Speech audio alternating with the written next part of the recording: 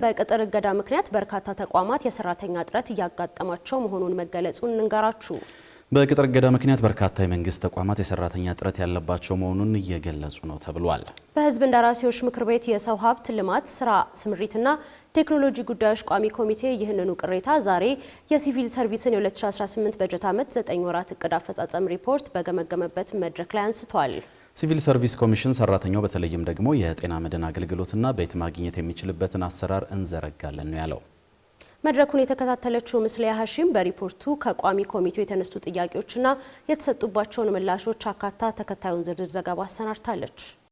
የሲቪል ሰርቪስ ኮሚሽን ሪፖርትን ያቀረቡት የሲቪል ሰርቪስ ኮሚሽነሩ መኩሪያ ኃይሌ በዚህ በጀት ዓመት ከሌሎች ዓመታት በተሻለ የአገልግሎት አሰጣጥ ለማሻሻልና የመልካም አስተዳደር ችግሮችን ለመፍታት እንዲሁም የሲቪል ሰርቪስን ምልመላና መረጣ ስርዓትን በቴክኖሎጂ ለመደገፍ ውጤታማ ተግባራት ተከናውነዋል ብለዋል።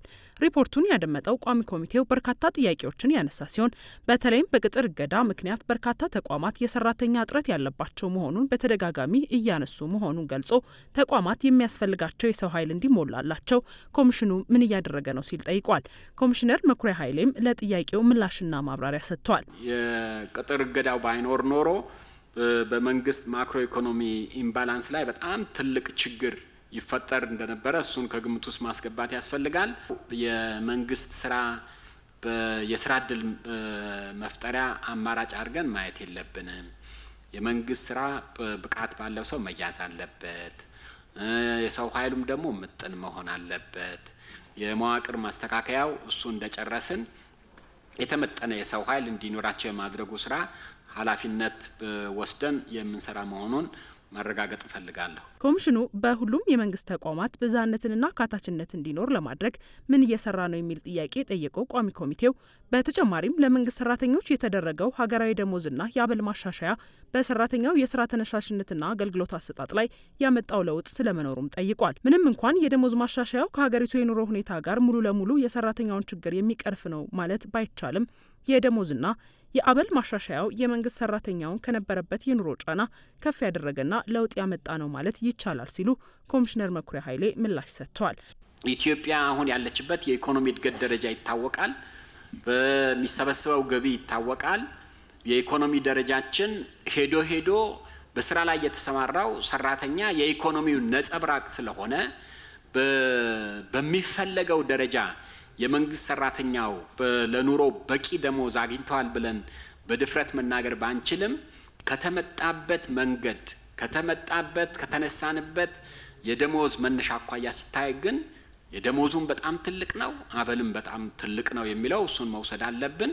ይሄ በስራ ላይ ጥሩ ተነሳሽነት ፈጥሯል። በአሁኑ ወቅት የመንግስት ሰራተኛው መሰረታዊ አገልግሎቶች በዝቅተኛ ወጪ የሚያገኝበት ሁኔታ እንዲፈጠር በተለይም የጤና መድህን አገልግሎትና ቤት ማግኘት የሚችልበትን አሰራር እንዘረጋለን ያሉት ኮሚሽነሩ ለመንግስት ሰራተኛው በቅርቡ የሚደረግ የጅምላ የደሞዝ ጭማሪ እንደማይኖር ገልጸው በስራቸው ጥሩ አፈጻጸም ያመጡ ደረጃቸው ከፍ ያደረጉ ሰራተኞች ግን በስራቸው ልክ የደሞዝ ጭማሪ ሊደረግላቸው እንደሚችል አመላክተዋል። እኛ ከዚህ በኋላ ትኩረት የምናደርገው አንደኛ የጤና መድን ላይ የመንግስት ሰራተኞች የጤና መድን እንዲያገኙ፣ ሁለተኛ በየመስሪያ ቤቱ የካፍቴሪያ አገልግሎት የተደራጀና በጥሩ ሁኔታ ዋጋው ተመጣጣኝ ጥራቱ ጥሩ የሆነ በደንብ የመንግስት ሰራተኛውን የሚያረካ የካፍቴሪያ አገልግሎት እንዲኖር የማድረግ የአበሉ ጥሩ ነው። እሱ በዛው አይነት የሚቀጥል ነው የሚሆነው።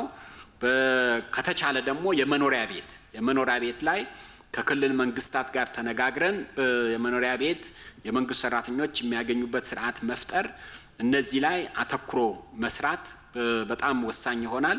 ከዛ ውጪ ግን ብቃታቸው የተረጋገጠ በካሪየርና በደረጃ እድገት ደሞዝ የሚሻሻልበት ስርዓት እንፈጥራለን። የጅምላ ደሞዝ ጭማሪ ብዙ በቅርብ ጊዜ መጠበቅ የለብንም። ግን ከውጤት ጋር የተያያዘ ከብቃት ጋር የተያያዘ ከአፈጻጸም ጋር የተያያዘ ስርዓት ይኖራል። ያንን እንገነባለን። ጥሩ የሚሰሩ የመንግስት ሰራተኞች ደሞዛቸው እየተሻሻለ የሚሄድበት ስርዓት ለመገንባት አጠንክረን የምንሄድ መሆኑን ለማስቀመጥ ነው። በመንግስት አገልግሎት ማሻሻያ ሪፎርም በሰራተኞች ምዘናና ምደባ ላይ የሚነሱ ቅሬታዎች፣ አቤቱታዎችና ለሲቪል ሰርቪስ አስተዳደር ፍርድ ቤት የሚቀርቡ ክሶች በዲጂታል ፈጣንና ተገቢ ምላሽ ከመስጠት አኳያ ምን እየተሰራ ነው የሚለው ጥያቄ ሌላኛው በቋሚ ኮሚቴው የተነሳው ጉዳይ ነበር። ለዚህም የኮሚሽኑ አስተዳደር ፍርድ ቤት ተጠሪ ዳኛ መስፍን ረጋሳ ምላሽ ሰጥተዋል። ያው ዲጂታላይዜሽን እንደሚታወቀው አዲስ አሰራር በመሆኑ ጭምር በዚህ ዓመትም በፍርድ ቤቱ ስራ ከመጀመሩ አኳያ በርካታ የአጠቃቀም ችግሮች እና አፈጻጸሙን በሚመለከት የዲጂታል ቴክኖሎጂውን ደረጃ በደረጃ ለተገልጋይ የመንግስት መስሪያ ቤት፣ የዩኒቨርሲቲ የሰው ሀብት ስራ አመራር፣ በዩኒቨርሲቲ ውስጥ የሚገኙ የህግ አገልግሎት ኃላፊ ሰራተኞች እንደዚሁም ለሚገለገሉ ሰራተኞች ጭምር በእያንዳንዱ ዩኒቨርሲቲ የዲጂታል አገልግሎት ማዕከል ጭምር እንዲመሰረት በማድረግ ከዩኒቨርሲቲ አመራሮች ጭምር በመነጋገር የስማርት ኮርቱን በማደራጀት ለተገልጋዩም ለሰራተኞችም ለእኛ ዳኞችም በዲጂታል ቴክኖሎጂ አጠቃቀሙ መሰረት ስልጠናዎች እየተሰጡ ነው። የተጀመሩ ስራዎች ተስፋ የሚሰጡ መሆናቸውን የገለጸው ቋሚ ኮሚቴው በቀጣይም ግልጽነት እንዲፈጠር፣ ተጠያቂነት እንዲሰፍን፣ ዜጎች ጊዜያቸው፣ ጉልበታቸው፣ ሀብታቸው ሳይባክን የሚገባቸውን አገልግሎት ባሉበት ሆነው ጭምር በቴክኖሎጂ ታግዘው እንዲያገኙ ኮሚሽኑ በርካታ ስራዎችን መስራት ይጠበቅበታል ሲል ማሳሰቢያ ሰጥቷል።